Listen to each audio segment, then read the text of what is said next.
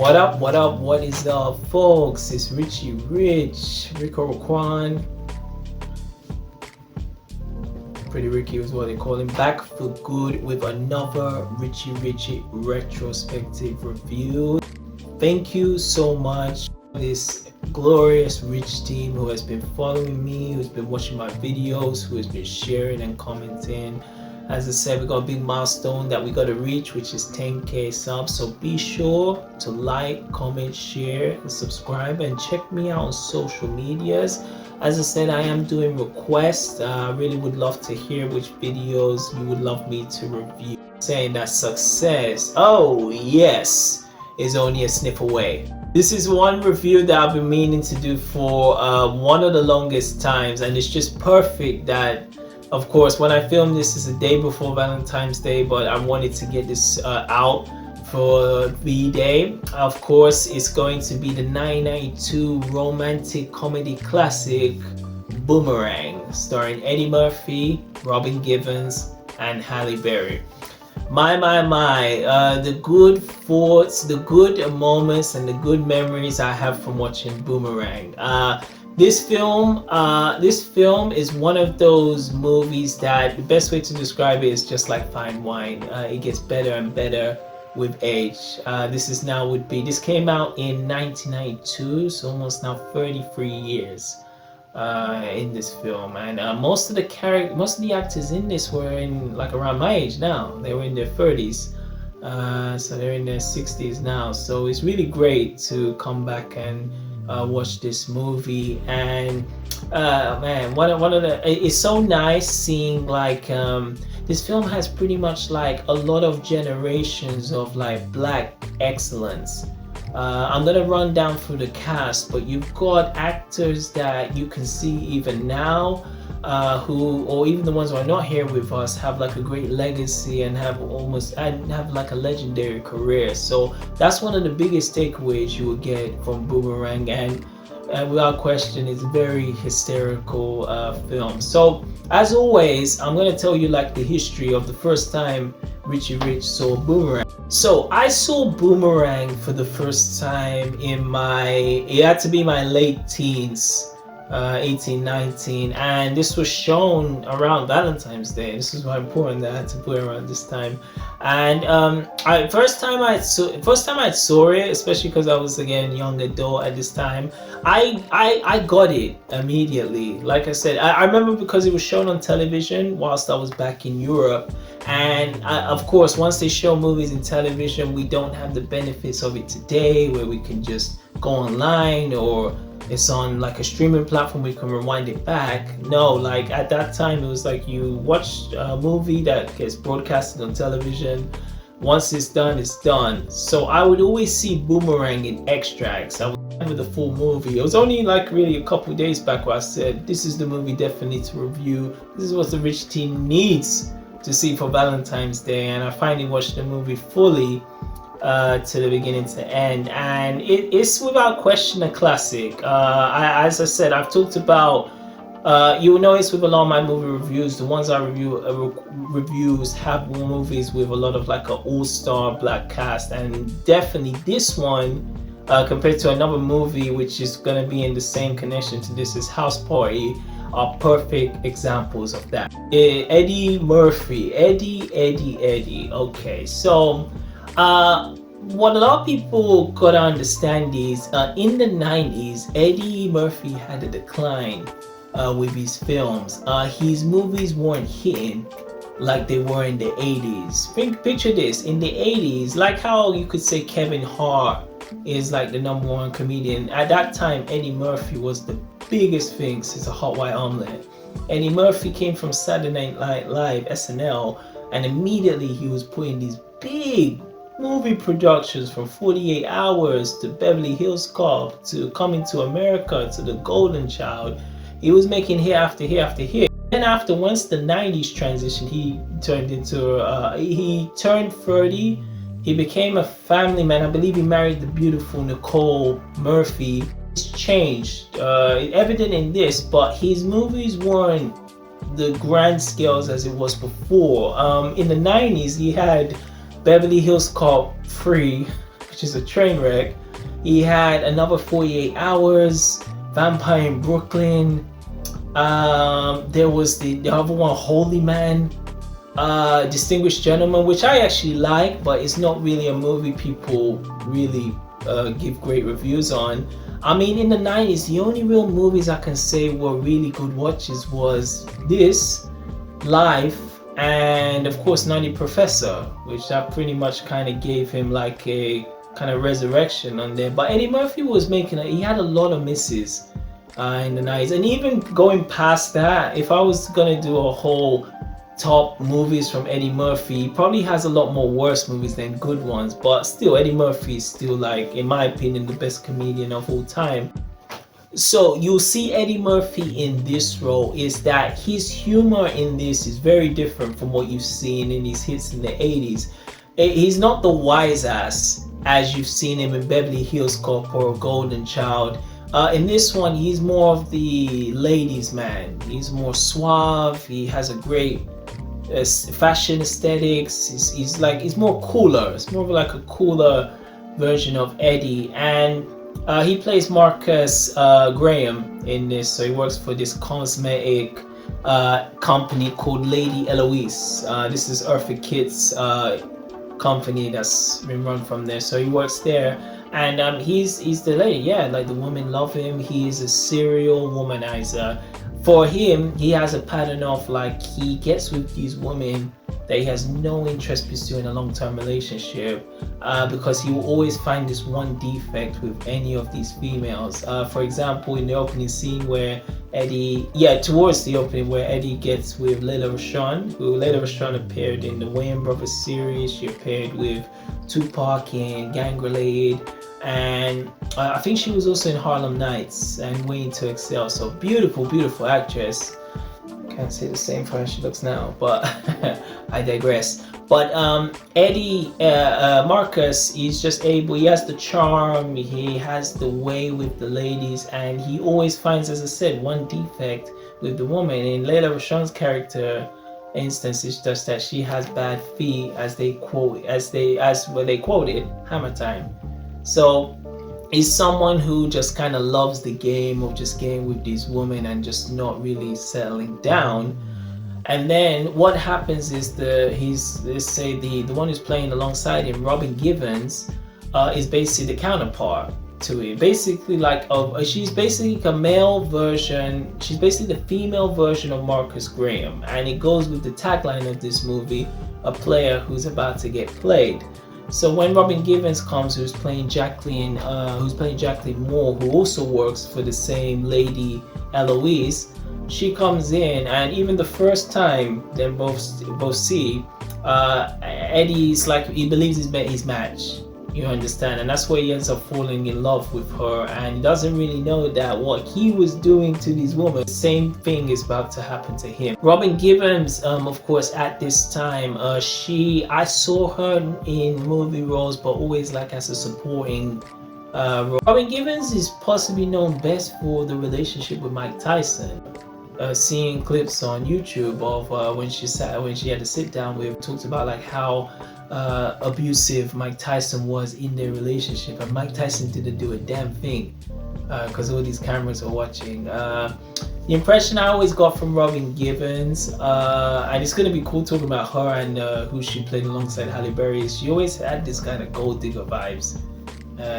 She was very hated in the black community, so it's actually good she's playing this role, because I wouldn't say she's the antagonist of this film, but she's not the sweet woman you want to be with, because like I said, this woman is only focused on herself. She has her agenda, and that's what she cares about. So, but for that, Robin Givens plays a great role in this. Halle Berry playing Angela Lewis, who's basically like, you could say like you could say like she's like a young intern, like she's there to just give a hand with like the production of these cosmetics at Lady Elise. She gets in, and I believe from the beginning she already immediately likes Marcus, because where they work in there, like he already has a reputation with the ladies, so they usually talk like Then when Marcus, Eddie Murphy comes in, they keep quiet and they just look at him like, wow, he's so dreamy. So of course, like originally, like when Angela comes in, Halle Berry, she's already like infatuated with him, and she already shows early signs that he likes him. What's really cool, I noticed this about this movie when I watched this time, is they really cover up Halle Berry's beauty to make it that Robin Givens is really the finest of the two. So much so, there's one scene where I believe they have that event where this is where the crazy Grace Jones makes a crazy entrance from some helicopter, and she storms inside this like this ball. Halle Berry and Robin Givens are right next to each other, and they make it so that Robin Givens is the final one. But if you look into reality, even to this day, Halle Berry, who's approaching 60 now, she's like probably the most sexiest woman there's ever been.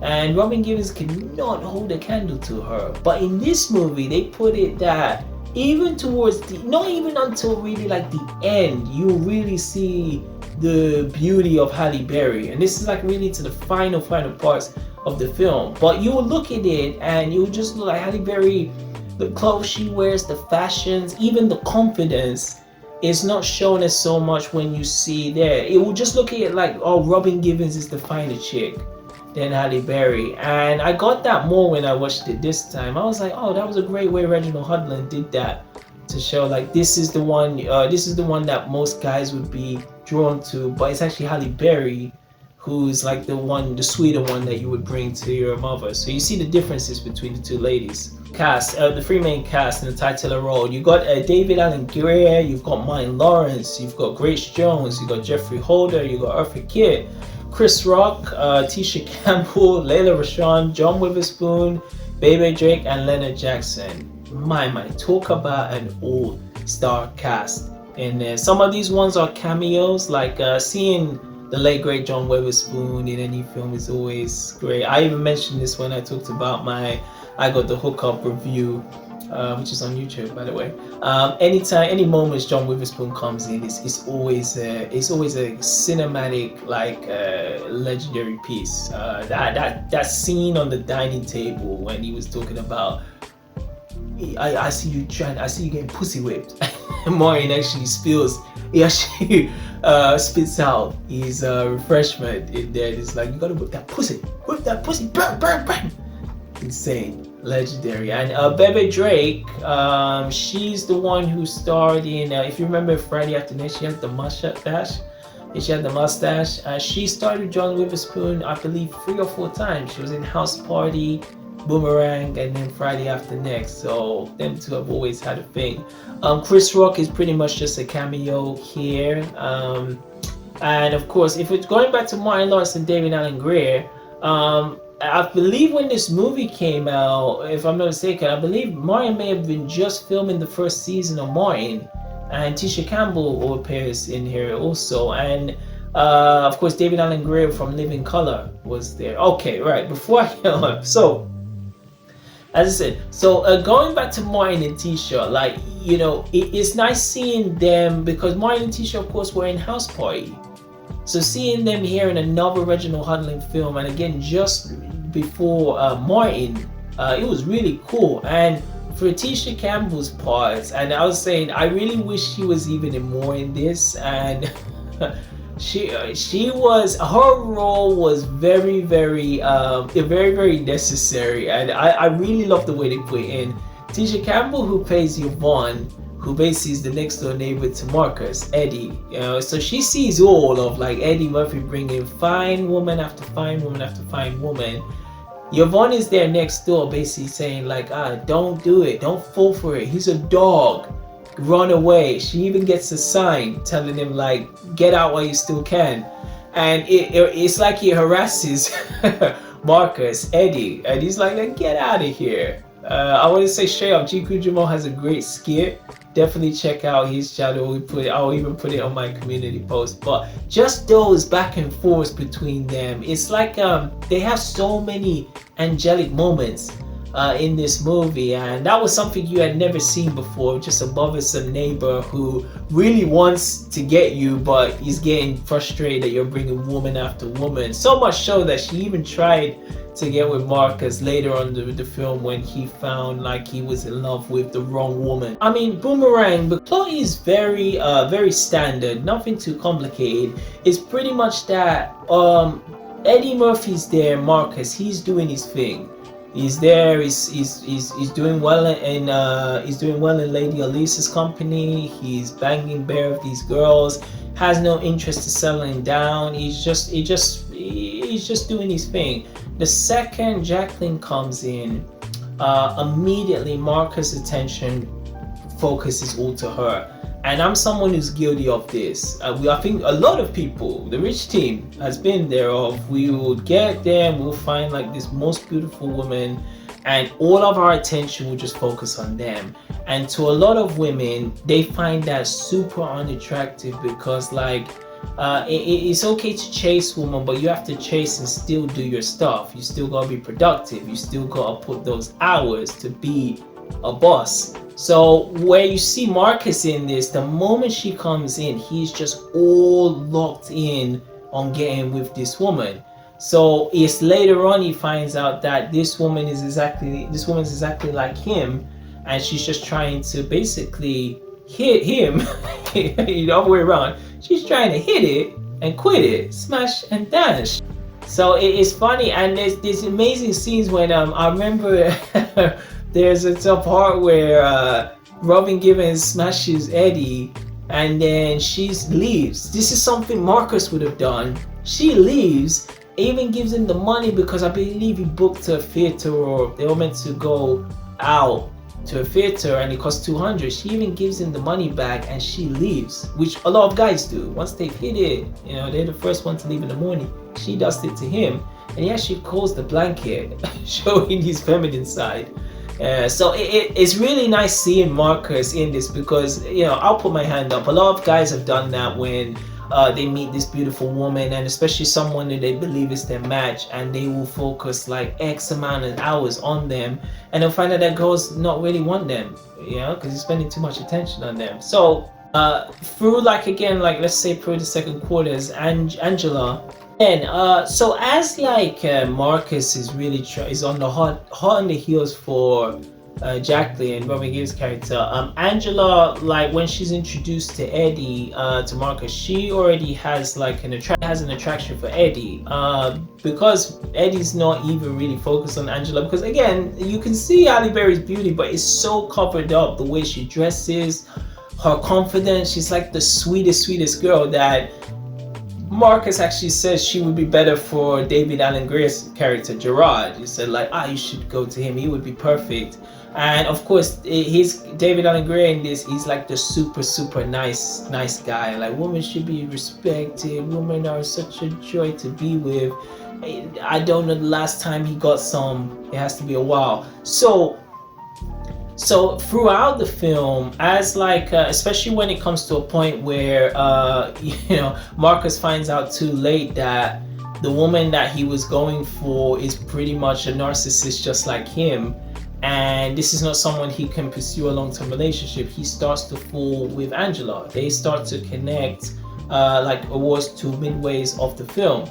And of course, it's nice how they show it because you can just see the difference between two. Like Jacqueline, more narcissistic, very work-driven, has an agenda, where Angela is more of that, again, the woman you can show to your mom. Like, this is the woman who will be here in the long term. So you see the change of Marcus seeing that, and that's how he pretty much like starts to fall for Angela. Even Marcus's character be questioned. He sort of questions himself because he even says like he's a Mac. And with Marcus, and I've got to mention, of course, these two ladies or these, let's say, black icons from black entertainment, from black culture, is Eartha Kitt and Grace Jones. So Eartha Kitt is the one who the cosmetic company comes from, is Lady Elise. And the scenes when she basically, from what is told, that Lady Elise really likes, she's the biggest cougar of them all. She's trying to get from these young, let's say, up-and-comer executives who are trying to really go up the ladder. And Marcus has, again, he wants to do everything he can to succeed. He actually spends a night with Lady Elise, and some of the scenes between them when they're at the dining table, and she said, like, I think Marcus said something about blowing, I don't want to blow the horn, and she responds back as saying, oh, you don't need to blow the horn when someone else can do it for you. And she moves the eyebrows. And when she even goes to the bedroom, and he even says, like, he's about to get it on, he even says, like, please make it darker, a little darker. Yeah, so excellent scenes between that. She's not in it for a big, but just that scene in there with Marcus is totally amazing. Of course, going on to Grace Jones, who, again, everyone knows how eccentric she is, and she fits this movie. That's the thing, because again, this movie is so vibrant and colorful. As eccentric, as crazy as Grace Jones is, she really fits this movie. And this is possibly even one of the probably first movies I ever saw the crazy great Grace Jones. I really love that scene when she's there and they're figuring out names for the fragrance. So this is the fragrance they want to use for Lady Elise, for Grace Jones. And all of them are trying to figure out the name, and they basically, I believe they wanted to have like the essence of sex. Grace Jones, as fruity as she is, she takes off her drawers and gives it to one of the, I believe he's one of the scientists or technicians in there. So they actually have the drawers on this big work table. So they're having like a meeting and they have the table. They actually flicker the drawers between each of them. Eddie throws it to Halle, then Halle throws it to, I believe it's Jeffrey Holder, and then he actually takes it and puts it in his blazer pocket. I don't think a lot of people noticed that. And it was crazy. Like I remember, like Marcus, Eddie, he was making fun of Grace Jones' accent where he said it, and Grace Jones actually smacked him on the head with like one of these one of these cards. So those scenes were hilarious. As I said, Grace Jones was again, her role is not that big, just like how Eartha Kitt is, but just for the moments in this, like when she was with Marcus saying like, and this is what girls love to do, like I said, like, don't you tell them something, they tell them all. When he was with Grace Jones at the restaurant and she was like, when are we gonna fuck? You know, and he's like, oh, I hear you are very good in the bed. And he's like, oh, you heard this? These girls like to talk. You understand? And it was more evident in this scene. So going back to Angela and Marcus, Eddie and Halle, as I said, Halle was with David Alan Grier, but David Alan Grier didn't have the cojones. His character, David Alan Grier, Gerard, there's nice guys, but he is too much of a nice guy. He never took an opportunity to really like get the beautiful Halle Berry, so much so that again Halle Berry just felt like he was pretty much lame. And she of course already had feelings for Marcus from the reputation, and she spends more time with Eddie Marcus, whilst like you could say he was in like a slump when he found out who truly Jacqueline's character is. So as they start to spend more time together, Marcus starts to find out he has way more common interest with Angela than he ever did with like Jacqueline, and so much so again they develop their relationship. They actually move in together, which happens very quickly. But even though he is with Angela, it's Robin Givens, Jacqueline, that's the woman she really wants. He wants it. I don't know again if it's lust or love. He says he loves her. He said he has his feelings, but even so much when Jacqueline actually calls them, now they've moved in. So now Halle Berry and Eddie Murphy are now in the same place. When she calls in, she never acknowledges like, this is the woman I'm seeing, this is my girl. He never acknowledges it. So much he's like kind of like leaving the door open. Once Eddie and Halle are now a team, you know, and they're working together, Marcus starts to do way better at Lady LOZ's company. He's doing well, like the advertisements are going great, the commercials, the performance, he's doing excellent. That's when late at night, I believe after one of the dealings, Jacqueline comes in and seduces poor Marcus. But so he basically takes the offer, he sleeps with her, even though now Halle Berry, Angela's living with him, and he basically living with him. So once he actually breaks the news that he still has feelings for Jacqueline, this enrages Angela. She's like, and love should have brought your ass home. Don't tell you don't know what love is. And she hates it that she still loves him, but she knows that she can't be with him, so she leaves. She leaves his apartment, and because of this happening, this pretty much allows change for Marcus. Marcus, who had now, because even now Gerard, David Alan Grier, he was pissed that, like, why did you have to go for this girl? Like, even though he wasn't gonna get her, why did you have to go for her? He then basically is able to kind of make amends with Gerard, and like they have that cool like rooftop scene where all the boys like hug it out, and the penthouse at the top. And then once Marcus, he goes again to spend quality time with Jacqueline, and he actually rejects her. Comes to the house, they're about to go get it on, and Marcus actually says like, no, if it's just with you, it's pretty much just only going to be good sex. But from the love and that connection he found with Angela, that's the woman he wants to be with, which is not really going to have a happy ending for him. So towards the end, of course, he's able to recline by really going the extra mile to ask for forgiveness, knowing that he fucked up, and he's able to get the beautiful honey. And what I said even in the last scene is really cool, because Angela, she leaves the job because again she couldn't stand, she was heartbroken. How could this man like betray me like this? She gets a new job, and once she gets this new job, that's when you see that Halle Berry from Strictly Business, Halle Berry from the Flintstones, from the Rich Man's Wife, that fine ass Halle Berry that you saw in the 90s is displayed right at the end of this movie. And of course we got to talk about the soundtrack. All right, so I do say this a lot on a lot of soundtracks from the 90s I really adore. I said this with New Jack City, I said this with House Party, I may have said it with one of the, maybe the first Friday, or even I Got the Hookup, I even mentioned that. But I am not saying this to say this, members of the Rich team.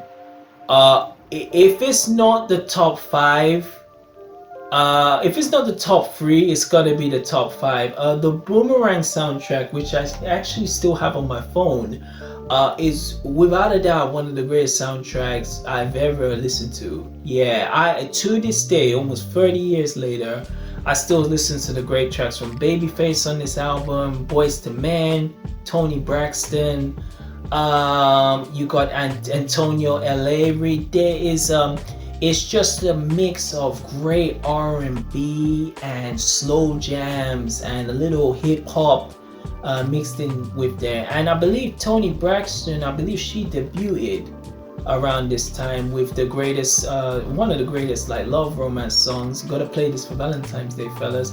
I'll Give You My Heart. Really classic tunes. So the songs in this are really amazing, from the way you show it in the credits to the intro, even to the outro where they have the playlist of all the songs. This is one of the ones that is a must-have. As good as the movie is, I could even say maybe the soundtrack is maybe even a little tad better, because I've actually listened to the soundtrack more times than I've watched the Boomerang movie. And even when the music will just play, if I'm just listening to a single and when it comes on, I'm just like, oh yeah, this was the soundtrack for the Boomerang movie. I think as well, in conjunction, what's really good with the soundtrack is it really helps with where the city is. Of course, this is the saying of this place is in New York City. Richie Rich is home away from home. And the vibes and the songs, music, it really suits that New York City style at that time. You get this a lot of reminiscent from Living Single, that was made around this time, and of course New Jack City that came out in 1991. So I love the setting. The soundtrack is a A+++. It is a must-have. The soundtrack for Boomerang. So my thoughts about Boomerang, because I feel like pretty much, let's be real, everyone who is a member of the Rich team has seen Boomerang, and we all got a lot of warm feelings for this type of movie. I feel like it's a really cool movie for Valentine's Day. That's why I definitely said I had to review this. If we start off with the positives, without question is the cast. To be honest, if I am comparing it even to House Party and Friday, I would say possibly even this cast is better than those two films, and I'll tell you why. I think with the other films like Friday and of course like House Party, it was a lot of like up and comers. Like Kid and Play at the time at House Party were known, but they didn't become super popular until House Party. And you could say the same for Friday. Like Ice Cube was known, and Chris Tucker was just up and coming, but that movie really put them up into the stratosphere. It was that movie that hit them. Whereas with Boomerang, it's an all-star cast led by Eddie Murphy. Eddie Murphy was already at the peak of his powers. Even if his movies were sort of fading and declining, he was at his perfect prime at this time. So when you got like when you got someone like Eddie Murphy who can sell films internationally, movies in China, movies in Mexico, movies in Australia, Eddie Murphy's internationally famous. When you have that type of megastar in there, all just needs to fall into place. And so when you've got Eddie Murphy here, and you've got like Martin Lawrence just upcoming, you got David Alan Grier. But then what's really cool with this movie is they had the generations. You had Eartha Kitt, who was great back in the day, Grace Jones, of course Robin Givens and Halle Berry were similar ages to Eddie Murphy. So it's a perfect balance of cast that like beats the other 90s all cast movies. And everyone, you cannot say from one actor in here that they do not deserve. Even the small scenes with Layla Rashawn, who I didn't even mention in here, it was great. Tisha Campbell, I told, one of the most funniest things, harassing Marcus so much, saying, "I hope your dick falls off." A classic. Chris Rock, Martin Lawrence, David Alan Grier. There's a lot of, it's just a really stellar cast, and it's one of the best examples of letting like a leading man, which Eddie Murphy is in this, and just having that supporting cast around him to do. Of course, I talked about the soundtrack. The soundtrack and the setting of this movie is great. Even I didn't, like I said, even when I watched this movie, I didn't know originally the director of House Party directed this, but when I do see the cinematography of this, and again from watching House Party, it's directed amazing. And Reginald Hudlin was able to hit 2 home runs respectively from House Party to Boomerang. So the location, the cinematography, the soundtrack, the cast, of course the hysterical moments. This movie is very good at blending the drama and the comedy. Like, I know the worst thing is when a guy's playing so much girls, and when he finally meets a girl he likes and she turns out to do the same thing to him, that thing would stink. And you can feel what happens to Eddie Murphy, Marcus, what happens to Marcus in this movie, where this is the woman he wants. She's beautiful, she's sexy, she's very driven, and it turns out she's just as narcissistic like his ass. It breaks him, and it ultimately questions himself so much. So those scenes are amazing. So that's really, it has a lot of goods from this movie. Negatives with this movie, I would say, and this was one that I watched, this is one that I immediately discovered when I was watching it last time, was that when I was watching it just recently, is that the film is about 2 hours long. There is many times where this movie could have ended. I do feel they really dragged the whole relationship between Marcus and Jacqueline, Robin Givens and Eddie Murphy, a little too much to extend, because it was pretty much told like in the midway that this woman's not a good woman to do anything long term with it, and it goes a bit too long, showing like let's say the aftermath of how Eddie Murphy feels, like he still loves her, he doesn't have his game on, and of course the relationship that he starts to develop with Angela. They do drag it way too long, and I really wish we did have more scenes with of course Martin Lawrence, David Alan Grier, Tisha Campbell. Even it would have been nice to see more of Chris Rock. So as much as a good all-star cast it is, and of course I do understand the three principal main characters, Eddie, Robin and Halle, of course the scenes are focused on them, it would have been really nice to see more drawn out stories or more drawn out characters about Martin, because even Martin Lawrence in this, who I don't mention too much, I don't really know too much of his background. Like you never see him with a woman in this. He's always talking about like he's gonna get with this woman, da da da. And David Alan Grier is like the complete opposite, like the nicest guy of him. It would have been nice to see them get scenes of like maybe them getting a woman towards the end, or them trying to work towards like all of them getting their girl. Because even at the end when they embrace and they hug at the end, Eddie's the only one who really scored at the film. Like the other two are still single and nothing really to mingle with. So that's the only part, because this film's 2 hours. That's to say, you could say with other films which has like a less running time, like it's only 1 hour and maybe 20 or 30 minutes, but this film's 2 hours and it really didn't need to be that long. A lot of scenes are very dragged out, especially the scenes with Robin Givens and Eddie Murphy are funny and can be sexy, but some of it is just way too long. And I think if they trimmed it down and just allowed more characters to be more present, I do think as good as this film, it could have been even better. Because as I said, this is Martin Lawrence in his prime. This is Tisha Campbell, this is David Alan Grier, Layla Rashawn is beautiful in this. These characters were in their prime, so this would have been a perfect time to showcase them more, put in the same ranks as this.